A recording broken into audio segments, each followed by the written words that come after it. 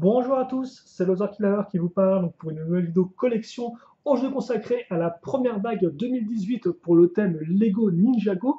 Et je vous rappelle rapidement le concept de ces vidéos collection ou encore bilan ou encore récapitulative si vous préférez. C'est très simple, je mets en scène tous les modèles d'une vague d'un thème. Donc là effectivement c'est Ninjago vague 1 2018 comme je l'ai dit.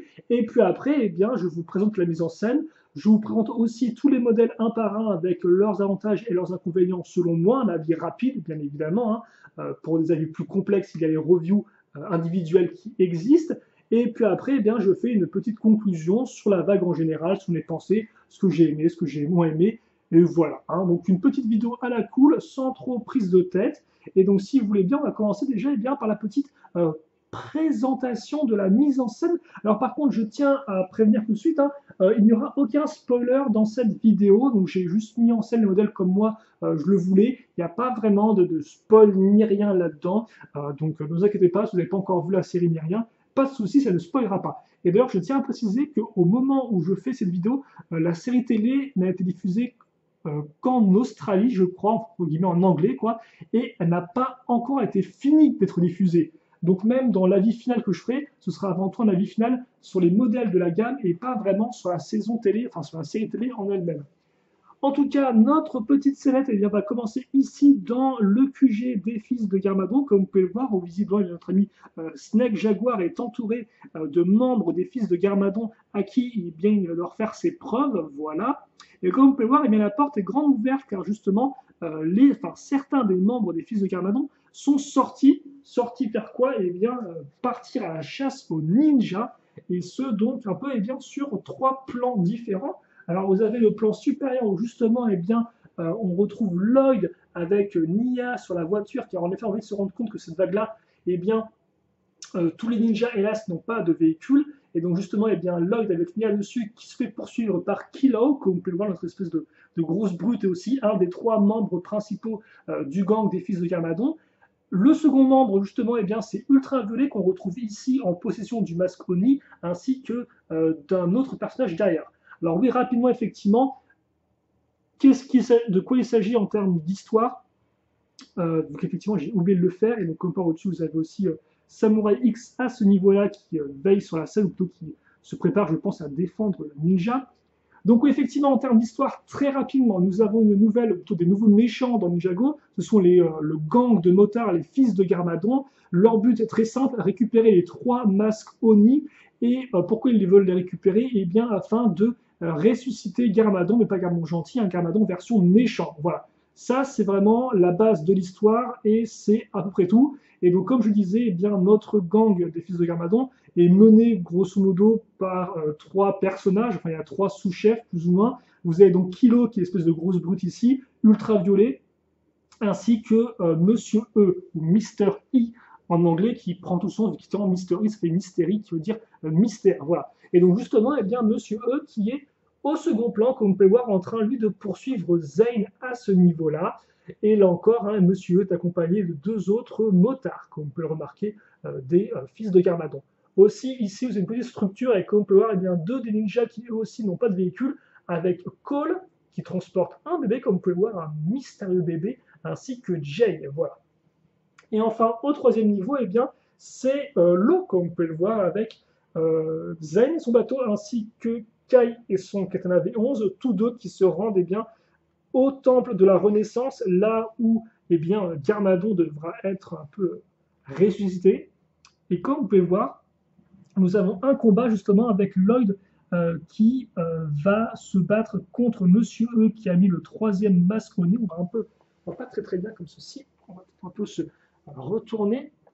Voilà, comme ça. Et donc justement, Lloyd qui va défendre Harumi, qui est la princesse de Ninjago, et princesse donc qui est accompagnée par Eushin, c'est un peu le maître d'armes royal, si je ne me trompe pas.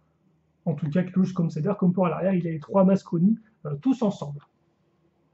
Et donc ça, c'est pour un petite scénette. Et aussi un peu hors scénette, j'ai mis bien évidemment les nouvelles toupies tout ensemble. Avec les petits socles qui vont bien, ainsi que les figurines en elles-mêmes et leurs armes entre guillemets élémentaires. C'est les armes qui viennent avec ces toupies, donc Spinjitzu Masters. Mais ça, on en reparlera juste un peu après. Donc oui, c'est vrai qu'effectivement, j'ai peut-être un peu foncé dans l'action sans vraiment trop m'arrêter. J'aurais dû effectivement vous présenter ça peut-être un peu mieux. Donc vous avez compris, hein, des méchants, les fils de Garmadon, ils récupèrent les Masconis pour rester Garmadon, voilà. Entre-temps, il y a Harumi qui est là et qu'il faut aussi protéger, enfin plutôt il faut protéger la famille royale, mais pour ça, je vous laisse le découvrir par vous-même dans la série télé. Et donc justement, après, en termes de sets, en termes de boîtes de jeu, qu'est-ce qu'il y a? On a en tout 6 boîtes de jeu, 5 toupies, comme ceci, vendus individuellement. Et enfin, on a un modèle Lego Juniors, donc avec le thème Ninjago. C'est celui-ci. Donc d'ailleurs, on va commencer par lui qui coûte 20 euros et qui contient, comme vous pouvez le voir, le petit temple à ce niveau-là, ainsi que le bateau et Zayn et la moto qui est tout au fond là-bas. Et donc honnêtement, un bon modèle Juniors pour 20 euros, je trouve, en termes de contenu, avec moto, bateau et structure. Forcément, j'aurais aimé un bateau un peu plus détaillé. Toutefois, je ne vais pas non plus faire trop ma personne embêtante, car le bateau reste plutôt cool dans le sens où on a assez peu de bateaux généralement, à part les Ciné Bounty, donc en avoir un pour Zane, c'est quand même un truc cool, je trouve. Voilà. Enfin, c'est pas un truc cool, c'est pas un truc, c'est juste sympathique, voilà, à avoir un bateau comme ça pour Zane. En plus, celui-ci flotte vraiment vu que la pièce de coque est faite en en un seul morceau. Et en plus, il y a même une petite carte exclusive avec l'indication d'un masque Oni.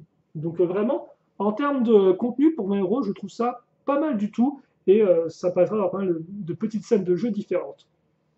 Ensuite, pour 20 euros aussi, on va maintenant entrer dans le vif du sujet avec la gamme principale et donc le Katana V11. Et donc là encore, eh bien, c'est tout cool parce que nous avons bien, à nouveau un bateau. Cette fois-ci, c'est pour Kai, comme pour au niveau de la couleur, et justement, le cheval de couleur qui est vraiment un des bons points de ce modèle-là. Un bateau, franchement, qui fonctionne bien, j'ai envie de dire, aérodynamique, et c'est très plaisant de enfin construire justement bien, un bateau de vitesse de cette taille-là. C'est pas un petit hors-bord, c'est pas un petit jet ski, non, c'est vraiment un bateau qui se tient bien en main, avec une bonne construction, et même si le design reste classique, c'est toujours cool de le voir un peu Ninjago-ifié, ce type de design un peu basique, justement. Donc non, franchement, c'est très plaisant et donc là encore, bonne construction. Voilà. Et d'ailleurs, ce bateau vient avec une moto, là encore toute faite, qui est celle qui est là au fond, hein, celle avec la moto de vitesse. Puis après, justement, en parlant de moto et de véhicules Ninjago-ifiés, que serait une vague sans des motos un peu plus à construire? Et justement, eh bien, c'est le cas du second set de la gamme, à 30 euros cette fois-ci. Donc c'est la course-poursuite, hein, comme vous pouvez le voir, avec d'un côté eh bien Monsieur E et de l'autre Zen, tous les deux avec leur moto. À noter aussi que dans ce set-là, vous aurez eh bien, la seconde paire de bras permettant de faire ceci, donc ce qui n'est pas rien, donc un Masconi. Et honnêtement, c'est vraiment un bon set. Les motos sont différentes. Elles ont toutes justement leurs particularités. Le côté un peu plus tranchant avec des lignes un peu plus droites pour celle de Zayn, alors qu'il y a des lignes un peu plus courbées pour celle de Monsieur E. Du mécanisme, un petit drone caché pour la moto de Zayn. Franchement, c'est un très bon set, je pense, pour commencer le thème. Vous aurez et un ninja et un personnage du gang assez important, en plus d'un Masconi, et deux motos, franchement, cool à manipuler et à construire. Après, forcément, c'est un peu dommage, vu que de base, plutôt depuis 2 ans, les sets avec deux motos coûtaient 20 euros. Là, on passe à 30 euros, c'est un peu plus cher. Ça on ressent aussi dans la complexité de la construction. Mais voilà, donc il faudra faire avec, hélas, hein, ce n'est plus du 20 euros. Mais ça reste quand même un très bon set, honnêtement, que je peux vous conseiller en tant que premier set de cette vague-là. Ensuite, en termes de prix, si je ne dis pas de bêtises, pour une quarantaine d'euros, vous aurez le Ninja Nightcrawler, qui est un exemple eh bien, de set ne contenant vraiment eh bien, qu'un véhicule, et puis c'est tout, hein, un peu à la façon du Katana V11, car en effet, hormis le véhicule, bah, vous aurez Nia, comme je l'ai dit, ainsi que Ultra V, sa moto. Donc bien sûr, vous aurez à nouveau un Masconi, ce qui est plutôt cool, un Masconi, je crois, il y a Tromperie, de la haine aussi, et le troisième, je ne sais plus, de la vengeance peut-être. Je n'ai plus le nom en tête, ce n'est peut-être pas non plus très grave, c'est à me le dire dans les commentaires, bien évidemment, vu que je pense que certains aiment bien ça dans les commentaires et me dire là où je me suis trompé. En attendant, le véhicule de Lloyd eh bien, est un véhicule vraiment là encore très plaisant à construire parce qu'il a un mécanisme qui est vraiment assez complexe, hein, qui est vraiment mis à l'arrière. Donc c'est vraiment fun à construire, je trouve. Et aussi en termes de design, c'est vraiment plaisant d'avoir un véhicule avec eh bien, un véhicule assez massif pour Lloyd, avec cette belle couleur verte qui ressort avec le dehors. En plus, ça rend assez bien. Et c'est vrai que le véhicule a un peu une forme de dragon, j'ai envie de dire, allongé au niveau de l'ensemble de la carrosserie. Donc vraiment, encore un bon véhicule. Voilà, un bon véhicule, un peu la façon du Katana V11. Ensuite, en termes de prix, bah, vous aurez justement notre QG des fils de Garmadon. Alors, une sorte de cette structure, mais pas que, car en effet, eh bien, c'est aussi un set arène, car il faut savoir que ce modèle-là eh bien, vient avec la toupie de Lloyd, car en effet, vous avez peut-être dû vous dire, mais c'est bizarre, il a dit qu'il y avait 5 modèles toupie, j'en vois 6 des toupies. Bah, effectivement, parce que la toupie de Lloyd, elle vient avec ce modèle-là, voilà. Et donc, et donc, ça fait que de ce fait, la structure doit aussi être une arène de jeu. Et ça s'en ressent avec, par exemple, bien, les gros circulaires, les roues, etc. Donc, ça fait qu'au final, eh bien, on a une sorte d'hybride entre arène et structure, avec aussi bien, eh bien des éléments un peu détaillés, comme par exemple la cabine à tickets, enfin, le distributeur de tickets, ou encore les petites pièces stickerisées, ou encore le petit garage ici. Mais toutefois, pas trop de détails non plus, parce qu'il faut qu'on garde une zone ouverte avec un grand espace de jeu pour jouer avec la toupie dedans. Donc un hybride voilà, qui est un peu entre les deux, ce qui est des fois un peu déplaisant, parce que moi personnellement, ça, j'aurais préféré avoir une structure un peu plus basse, structure quoi en fait, voilà, sans côté toupie, mais toutefois, je ne peux nier que la toupie amène eh bien de la jouabilité, encore plus quand on sait qu'il y a 5 figurines dans ce set, et honnêtement, on va pas se cacher, la plupart des modèles n'ont que 2 à 3 figurines maximum, hein, donc en fait, c'est pas non plus trop la joie en termes de nombre de figurines par set. Donc là, on va avoir 5 avec Ultraviolet ainsi que 2 membres des fils de Garmadon. Alors, c'est pas ces deux-là, enfin, si le petit, il y en a un autre qui a un casque.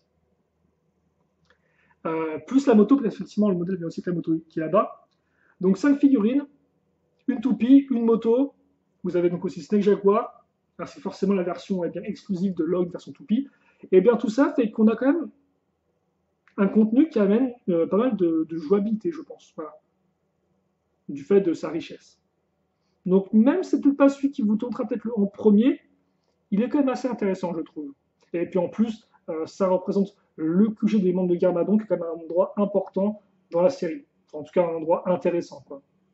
On ne le voit pas non plus extrêmement longtemps, mais en tout cas, on le voit, et donc ça peut toujours être un plus. Et puis surtout qu'en fait, si on supprime le set juniors, on se rend rapidement compte qu'il n'y a que 2 structures en comptant celle-ci. Donc autant en profiter, j'ai envie de dire. Et donc ensuite, après, bah, justement, ce qui nous attend, c'est pas une structure, c'est ce set-là. Donc en fait, alors effectivement, le QG coûte une cinquantaine d'euros. Quant à celui-ci, c'est une soixantaine d'euros. Hein. Le Kilo versus Samurai X. Alors un set, honnêtement, qui en termes de mécanisme pur n'est pas vraiment là. Hein. C'est avant tout la construction assez, entre guillemets, basique, une sorte de moto un peu surdimensionnée.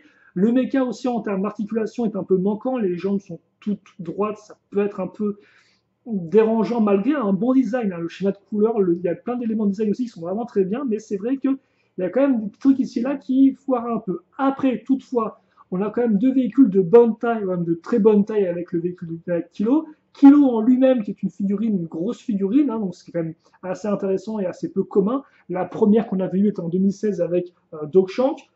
En plus, une grosse figurine, elle est vraiment bien faite en termes de design et autres. Elle vient avec un Masconi. Et aussi, justement, les 3 figurines du set sont toutes exclusives. Que ce soit Kilo, Samurai X, avec un l'a imprimé par rapport à l'an dernier, ou encore Jay, elles sont toutes exclues. Donc ça, c'est aussi un point quand même assez important à noter. Et forcément, c'est des belles figurines, quoi, aussi. Et après, enfin, eh bien, vous avez, excusez-moi, le Temple de la Renaissance, qui est donc la structure du thème, pas non plus une structure trop chère. Elle coûte aux alentours de 70 euros, si je ne dis pas de bêtises. Alors, effectivement, c'est quand même assez coûteux, mais c'est pas non plus en une centaine d'euros. Après, par contre, on se rend rapidement compte que pour ce prix-là, hélas, eh bien, on n'a pas non plus grand-chose dans le sens où on fait vite le tour de la structure. Selon moi, il n'y a entre guillemets que 2 étages, assez peu de détails. Le manque de détails s'explique par le fait que eh bien, le toit est censé s'affaisser. Donc c'est un très chouette mécanisme, ça par contre, ça c'est vraiment un bon point. Autre bon point aussi, le contenu en termes de figurines et accessoires. Car en effet, dans ce set, vous aurez eh bien, les 3 masques Oni en même temps. Donc pas besoin d'aller acheter à droite, à gauche des sets pour les choper. Là, les 3 viennent ensemble. Et comme je vous disais, en termes de figurines, eh bien, il y a de quoi faire avec justement eh bien, Lloyd, Cole, qui est exclusif à celui-ci, enfin Cole, excusez-moi, qui n'était pas Cole, Cole, qui est exclusif à cette là. Pour les gentils, vous aurez ensuite, enfin pour les ninjas, devrais-je dire plutôt, vous avez ensuite eh bien, Monsieur E à nouveau, ainsi qu'un méchant du monde des fils de Garmadon. Et enfin, vous avez un peu ce qui représente la famille royale avec Harumi et Hutchins. Et Harumi, en plus, c'est un personnage qui est vraiment important dans cette saison. Voilà, sans en dire trop. Donc, Tout ça fait qu'on a vraiment une très bonne sélection de figurines, un mécanisme vraiment original, et en plus, les trois masses connues. Donc c'est vrai quand même qu'on a une structure qui est assez efficace. Moi, je l'aurais aimé un peu plus détaillé, forcément, avec un peu plus de choses, mais tout de même, on a affaire à une structure traditionnelle qui fonctionne bien et qui devrait, je pense, en plaire à pas mal. Voilà. Et après, bah, vous avez les fameuses toupies, donc très rapidement, je n'ai pas non plus passé des heures dessus, vu qu'elles sont toutes identiques. Donc il n'y a pas vraiment de mieux par rapport à l'une ou à l'autre. C'est avant tout vous, qui vous préférez comme ninja là-dedans. Hein. Voilà. Mais après, par contre, ce qu'on peut quand même noter, deux choses à noter, enfin, je pense. La première, c'est ma déception par rapport aux figurines en elles-mêmes, car en effet, les figurines comme ça nous avaient habitués un peu à mieux avec les fameuses NRJ, les figurines Erjitsu, avec, souvenez-vous, effectivement, des imprimés vraiment un peu élémentaires. Là, c'est pas vraiment le cas parce qu'effectivement, les têtes eh bien, sont celles habituelles, donc aucune différence à ce niveau-là. Et en plus, toutes les jambes ont le même imprimé.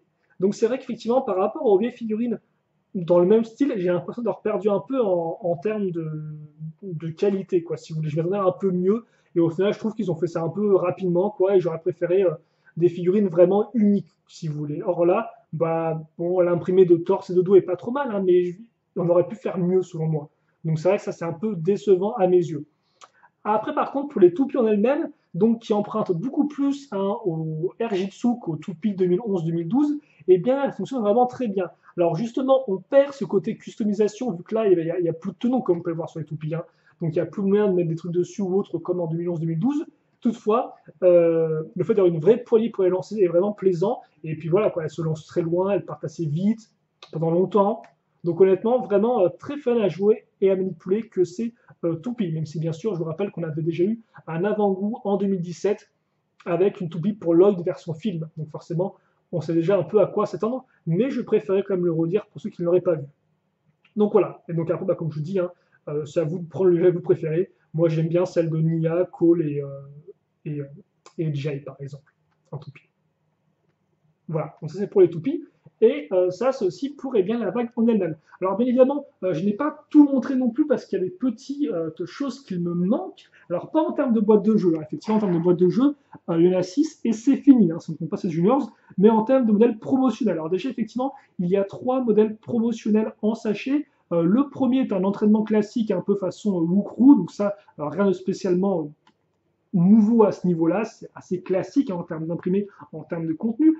Après, toutefois, les 2 autres modèles promotionnels sachets contiennent d'une part une nouvelle moto pour les fils de Garmadon, une moto petite, mais une nouvelle moto quand même, donc toujours bon à prendre, je trouve, et aussi un petit kart pour Lloyd. Voilà. Donc 2 petits véhicules.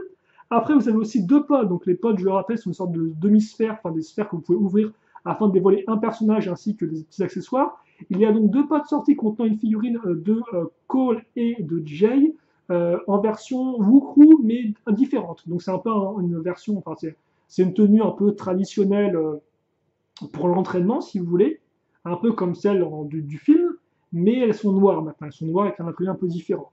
Et donc là, effectivement, il y a Cole et Jay qui ont une tenue comme ça. Alors les pods étaient disponibles sur le Shop Atom, et puis récemment quand j'y suis allé, ils n'y étaient plus. Donc allez quand même voir et tout, ça peut être intéressant, même s'ils sont un peu chers. Hein. Écoutez 9 euros l'unité, c'est un peu cher pour une figurine et des armes, hein, on va pas se le cacher. Et en plus de ça, il faut savoir que dans cette version-là, cette version un peu Wukru noire, vous avez aussi Lloyd qui est sorti tel quel dans la surprise du magazine Lego Ninjago du mois de février. À noter aussi qu'en termes de surprise du magazine Lego Ninjago, pour le mois de mars, on aura un nouveau motard, voilà, donc un nouveau membre des Fils de Garmadon qui s'appelle Sawyer, excusez-moi. Donc voilà, donc autant vous dire qu'on aura peut-être encore du contenu pour nos Fils de Garmadon à l'aide du magazine et d'autres modèles promotionnels. Et donc bien sûr, hein, je m'en occuperai cela en vidéo plus tard sur la chaîne, mais pour l'instant, effectivement, je ne les ai pas, donc j'ai préféré ne pas les inclure. Ne vous inquiétez pas, on s'occupera de ça. Et après, effectivement, c'est un peu peut-être me dire, bah, c'est pas grave, parce qu'effectivement, peut-être qu'avec la vague 2 2018, on aura eh bien, la suite de la saison 8. Et bien la réponse est non, effectivement, parce que d'après ce qu'on a pu en voir, d'après les images qu'on a eues, la vague 2 2018 en termes de modèle sera entièrement consacrée eh bien, à la saison 9. Donc environnement différent, éventuellement nouveaux méchants, sans trop spoiler, visiblement la thématique ce sera les dragons, donc le retour des dragons, qu'effectivement il n'y en a pas du tout dans cette vague-là, comme vous avez pu le voir, c'est que du véhicule normal, j'ai envie de dire, voilà. Donc ça aussi, effectivement, c'est à prendre en compte pour ça. Donc au final, eh bien, ça fait qu'on se retrouve avec une vague, ma foi, là encore, une vague slash saison qui est assez rapide. Alors là encore, effectivement, comme je dis, je ne vais pas donner mon avis sur la saison dans cette vidéo, car en effet, elle n'est pas encore terminée au moment où j'enregistre. Voilà. Enfin, même pas diffusée en anglais, c'est ce que je veux dire.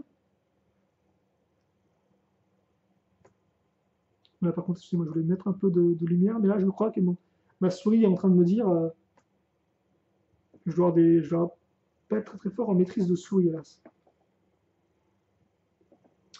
En tout cas, oui, effectivement, qu'est-ce que je voulais dire? Excusez-moi, je me perds et tout un peu dans mes explications là.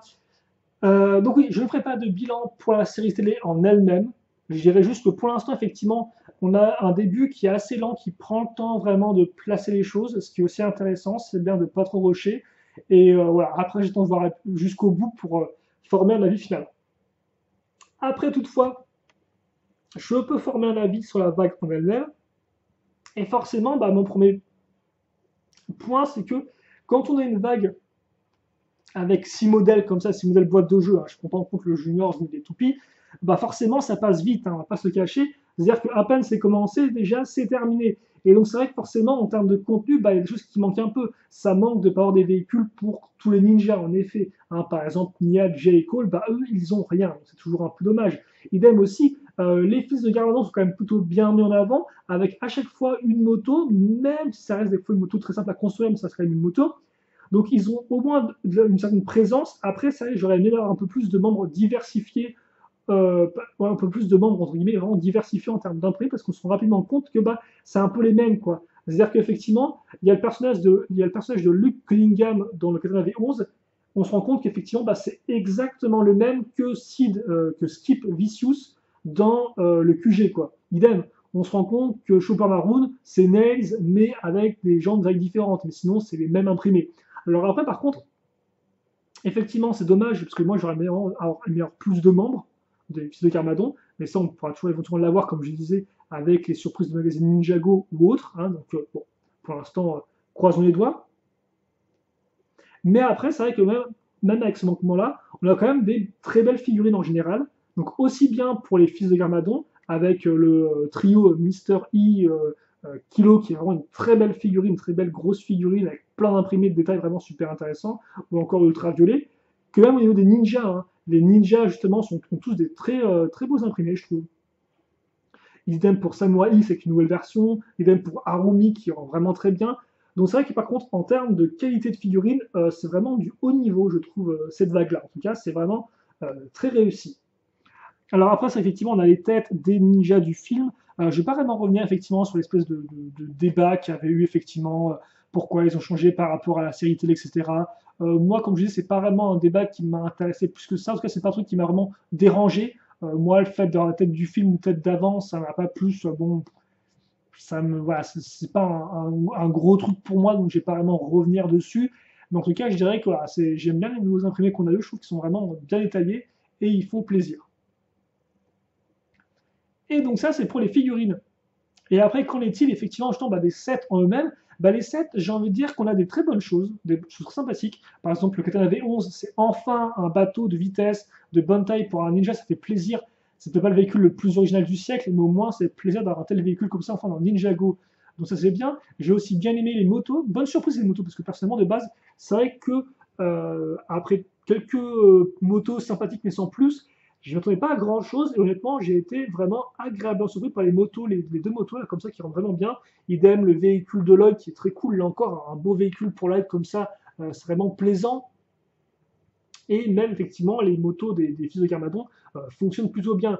La structure, après, comme j'ai dit, pour le temple, manque un poil de détail selon moi, mais après, par contre, pour ce qu'ils ont voulu faire, je trouve qu'ils sont bien sortis. Et après, vous avez la structure hybride là-bas au fond, comme j'en ai parlé, qui a aussi des bons attraits. Le mec est un peu déçu. Le manque de dragon, personnellement, m'a pas trop choqué, même si j'aurais pas été contre, histoire d'avoir un peu plus de diversité après.